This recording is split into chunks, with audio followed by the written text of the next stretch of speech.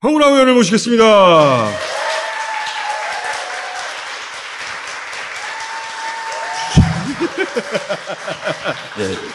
예, 고맙습니다. 이분들이 다 대전 중구 주민이었으면 좋겠습니다. 황운하 의원을 진짜 오랜만에 모셨는데. 네, 정말 오랜만에. 국회의원 되시기 전에 오히려 더 자주 오셨죠. 예, 울산 고래고기 사건 때문에. 고래고기 사건. 개딸들. 그 황운하 의원님은 흔한 초선 의원님이 아니에요. 몇 가지 아셔야 하는 게 경찰대 1기 출신 엘리트입니다. 그리고 경찰청장을 지내셨어. 이래 봬도. 그리고 경찰에 계실 때부터 울산 고래고기 사건 가지고 검찰하고 팍 터지게 싸우신 분이에요. 오늘 모신 이유가 뭐냐? 오늘은 뭡니까? 오늘 모신 이유는 뭐냐? 윤석열 대통령이 사실상 검찰총장이잖아. 대리인은 한동훈. 그리고 돈, 인사, 사정 기능이 있는 곳에는 다 검찰 출신을 쫙쫙 뿌려놨죠. 그러니까 좀 이해할 수 없는 것은 보훈처장을 왜 검사 출신이에요? 그건 저도 그게 이해가 안 되더라고요. 그 가장 이해 안 가는 건데 네. 나머지는 돈 또는 인사, 사정 기능 다 쫙쫙쫙 금감원 원장까지 사상 최초로. 그것도 참 이해가 안 가는 부분입니다. 재벌들 또 장악하기 좋고. 그렇게 생각하면 또 이해가 되네요. 그리고 국정원 같은 곳에는 원장은 그 외교관 출신으로 말랑말랑한. 그렇죠. 돈을 쥐고 있는 건 기조실장이죠. 그렇죠. 네. 기조실장은 보내고 그리고 말랑말랑한 총리를 보낸 다음에 비서실장은 검찰로 보내고. 네. 딱 하나가 남은 게 경찰이거든요. 근데 군사정권이 선호했던 건 검사들이 아니라 경찰이었어요. 그때는. 왜냐면은 검사를 통하면 법정 가서 해결해야 되잖아. 경찰은 붙잡아서 고문에서 해결해버리거든. 그래서 군사정권은 경찰을 더 높이셨어요. 그때는. 더 힘이 막강했어요. 그렇죠. 그 이전인 이승만 정권 때도 경찰이 셌어요. 그렇지. 그때도 다 기억하실지, 기억 잘 못하실 것 같은데. 그 3.15 부정선거라고 이승만 대통령 때인데, 그때 경찰이 이제 정부 조직의 형태가 내무부 치안국이었습니다. 그때 내무부 장관이 최인규라고 하는, 좀 악명 높은 그 장관이 있었고, 경찰을 동원해서 그 부정선거를 했죠. 경찰이 정권의 완전히 수족이었어요. 완전히 수족이었죠. 네. 그래서 그때 이 경찰이 검사들도 데려다가 조사할 만큼 셌어요. 또 이 군인들 사단장들을 막 이렇게 날릴 정도로 또 셌어요. 박정희 정권은 중앙정보부하고 경찰 가지고 통치를 했습니다. 지금 검찰보다 훨씬 힘이 센 시절이 있었고, 그 정권의 수족이었단 말이죠. 그런데 87 6월 이후에 경찰대 졸업생들, 그때 경찰대는 서울대 갈 사람들이 경찰대를 갔어요. 황운하 의원은 꼭 그랬다는 건 아닌데, 경찰대 졸업생들과 경찰대 재학생들이 처음으로 경찰 독립을 주장합니다. 그때 일원 아니셨어요? 경찰 중립화 선언이라는 게 있었습니다. 그게 1988년 1월 달에 있었는데 그때 정말 엄혹했던 시절이었죠. 그렇죠. 제가 그때 총동문회의 부회장을 했었습니다. 성명서를 냈었어요. 정권을 향해서 현직 경찰이 정권을 향해서 경찰의 중립성, 독립성을 훼손하지 말아라. 성명서를 내면 그 당시 87년, 88년 때는 그때는 그게 안기부라는 이름이었는데 안기부에서 끌고 가가지고 이제 옷 벗기고 조용히 하지 않으면은 뭐 가족들까지 무사하지 못할 것이다. 뭐 이런 식으로 겁을 줄 때였는데 그때 어쨌든 경찰 중립화 선언이라는 게 있었죠. 그때 그 선언을 하신 분이에요. 일단 박수.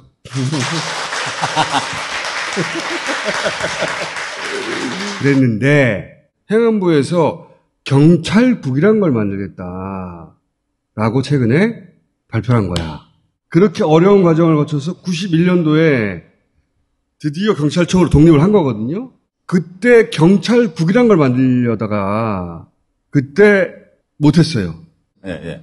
근데 이게 지금 30년 지나가지고 그렇죠. 행안부가 갑자기 30년 전에 시도했다가 실패한 경찰국이라는 걸 다시 만들려고 하는 거예요. 그렇죠. 특별한 의도가 있을 거 아니야. 그 의도를 설명해. 그렇죠. 예. 내무부 치안본부 때는 내무부 장관이 경찰을 직할 통치를 했어요. 그것 때문에 박종철 그 열사와 고무치사 사건이 생기고 더 거슬러 올라가면 3.15 부정선거가 생기기 때문에 경찰을 내무부에서 독립시켜야 한다. 이게 제가 경찰대학 4년 다니면서 경찰대학 교수들, 교관들이 아주 뇌리에 박히도록 말씀하셨던 것이 경찰이 내무부부터 독립하지 않는 한 경찰의 중립성, 독립성은 요원하다. 이걸 계속 강조하신 거예요. 그래서 저도 경찰대학 졸업할 때 제가 해야 될 숙제 1번 내무부로부터 독립, 검찰로부터 수사권 독립 이렇게 써놨었어요. 국민들을 위한 경찰로 만들기 위해서는 정권으로부터 독립해야 되고 검찰의 지배에서 벗어나야 돼요. 이 정권으로 독립되는 것이 바로 내무부에서 독립하는 겁니다. 그래서 87 민주화 운동이 벌어진 이후 비로소 이제 헌법이 바뀌고 민주화 조치들이 보물처럼 터져 나오면서 내무부에서 독립을 시켜서 경찰청을 만드는 거예요. 그때 내무부에서는 경찰국이라는 부서를 만들어가지고 경찰을 우리가 그래도 직접 장악을 해야지. 아쉽잖아. 예, 이렇게 경찰국을 만들려고 했는데 치안본부를 경찰청으로 독립시킨 취지는 내무부에서 벗어나려고 한 것인데 내무부에 다시 경찰국을 만들어서 관리 감독하겠다고 하는 것은 경찰청을 독립시킨 취지에 정면으로 위배된다 하면서 반기를 들었어요. 경찰청의 경찰관들도 집단으로 항의를 했어요. 싸웠었어요. 그런 투쟁의 결과로 내무부에서 경찰국을 만들려는 시도가 무산됐습니다. 그게 31년 전이에요. 그걸 지금 다시 시도를 하려고 그런 거예요. 그리고 31년 동안 그런 논의는 한 번도 없었습니다. 단 한 번도? 한 번도 없었어요. 근데 지금 행안부 장관이 윤석열 대통령의 후배거든요. 고등학교 후배, 대학 후배, 좌동훈, 우상민 이렇게 알려져 있어요.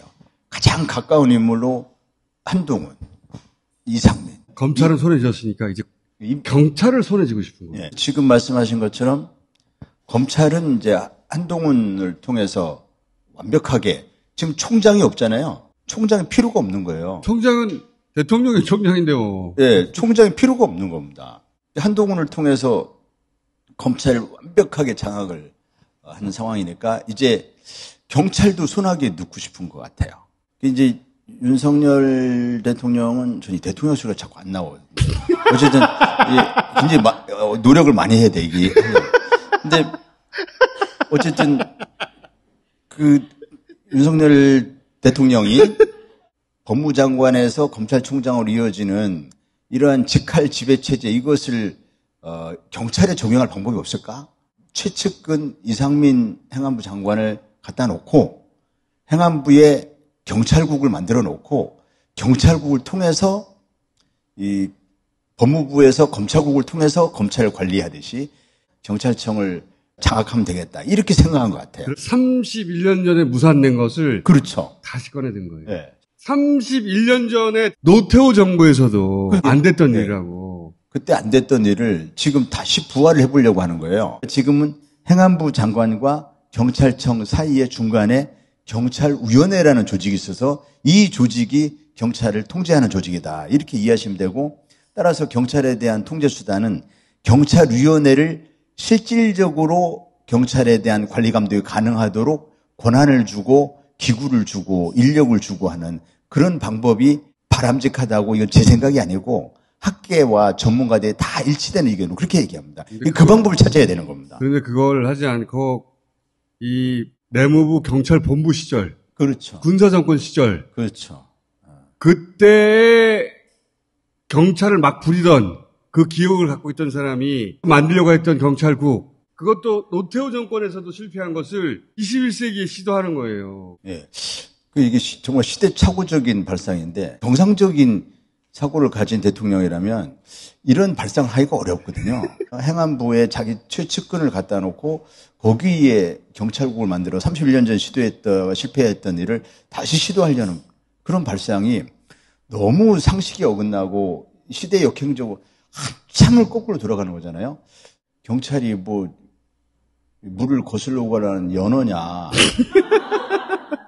경찰 내부에서 이에 대한 그 강력한 반발들이 터져나오고 있어요. 예. 제가 사주한 건 아니고요. 예.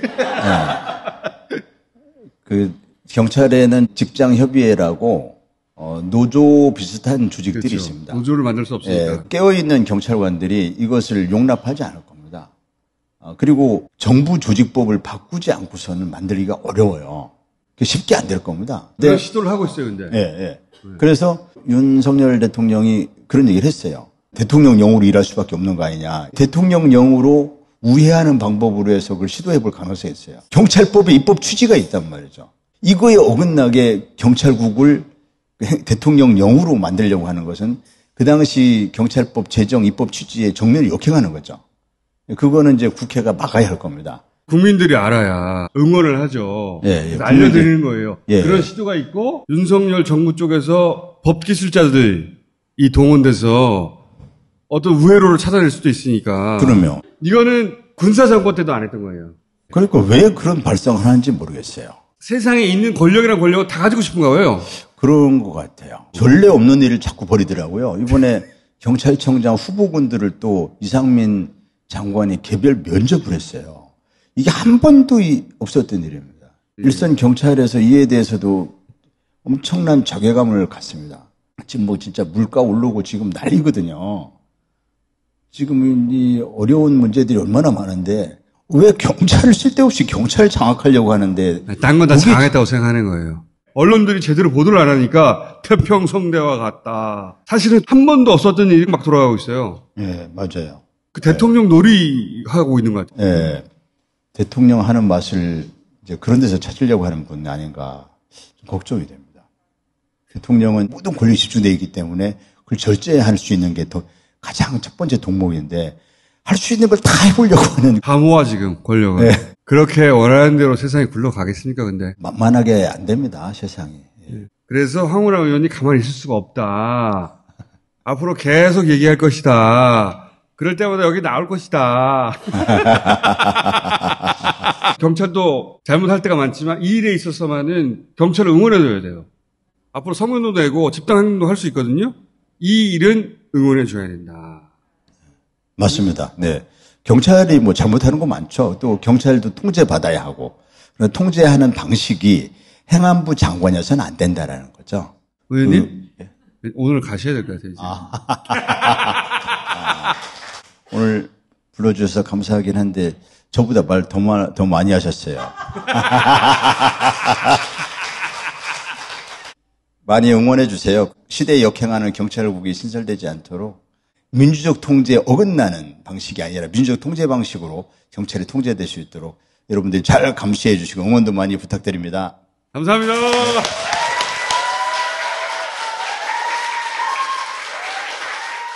자, 개딸들은 황운하 의원을 동네 아저씨로 여길 수도 있습니다. 굉장히 파란만장한 경찰 라이프를 살아오신 분이에요. 최전선에 서서.